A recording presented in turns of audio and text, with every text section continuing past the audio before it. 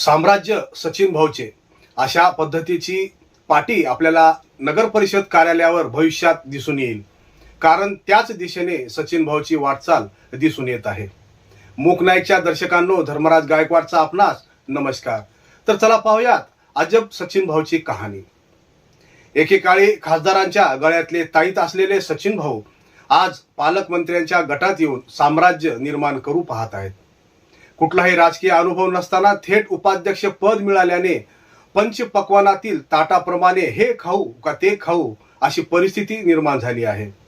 एखाद्या अधिकाऱ्याने काम सांगितले तर सचिन भाऊकडे जा, एखाद्या नगरसेवकाने काम सांगितले तर सचिन भाऊकडेच जा असे म्हणतात. आता सचिन भाऊच्या परवानगीशिवाय नगर परिषदेतील कोणतेही काम होणार नाही अशी परिस्थिती सध्या तरी निर्माण झाली आहे. सचिन भाऊ गैरहजर असतील तर सर्वसाधारण सभा सुद्धा तहकूब होते.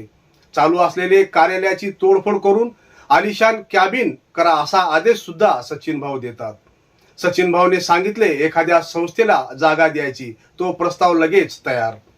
मुख्याधिकारी असो वा गटनेते, सभापती असो वा नगरसेवक यांनी कितीही ओरड केली, काही केले तरी सचिन भाऊच्या परवानगीशिवाय आज नगरपालिकेतील एखादा कागदही आपली जागा बदलणार नाही अशी परिस्थिती आपणास दिसून येत आहे.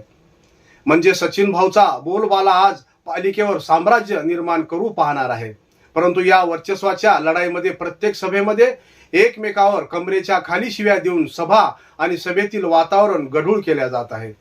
या अगोदरही सभागृहात असाच वादग्रस्त गदारोळ झाला होता आणि काल पार पडलेल्या स्थायी समितीच्या सभेमध्ये सुद्धा एका सभापती महोदयांनी सभेचा निषेध करत त्यांच्याकडे असलेल्या कामांच्या यादीची कागदपत्रे फाडून सभागृहात फेकून निषेध नोंदवत सभागृहाबाहेर पडले. सभागृहात एकमेकावर शिवीगाळ करणे, महिलांसमोर अश्लील भाषेचा वापर करणे अशा प्रकारची घटना म्हणजे निंदनीय आहे. वर्चस्वाच्या आर्थिक लढाईसाठी येणाऱ्या काळात निश्चितच दिग्रसला हे महाशय खाईत लोटल्याशिवाय राहणार नाहीत. शासकीय कार्यालयाची तोडफोड करून केबिन बनवणे, सभागृहात अश्लील शब्दप्रयोग करणे, महिलांसमोर अर्वाच्य उद्धट भाषेचा वापर करणे, एकमेकांच्या वर्चस्वाच्या लढाईसाठी नागरिकांच्या समस्याकडे दुर्लक्ष करणे, मुख्याधिकारी नसताना अनेक निविदा पास करणे, जुन्या निविदालाच महत्त्व देणे, चालू निविदा बाजूला ठेवणे असे कृत्य करणाऱ्यावर गुन्हे दाखल होतील का? असे अनेक वाद चालू आहेत. अनेक समस्यांच्या विळख्यात असलेले दिग्रस शहर विकासाकडे वाटचाल करेल का? का नगर परिषदेतील आलेल्या व्यापारी सदस्याकडून दिग्रसची पुन्हा लूट होईल का? अशा अनेक समस्या नागरिकांना भेडसावत आहेत. मूक नाईकच्या माध्यमातून आपण वेळोवेळी पालिकेतील भोंगळ कारभार आपणासमोर मांडण्याचा निश्चितच प्रयत्न करू. तत्पूर्वी पाहत राहा मूक नाईक न्यूज चॅनल, सदैव आपल्या सोबत आहे. धन्यवाद.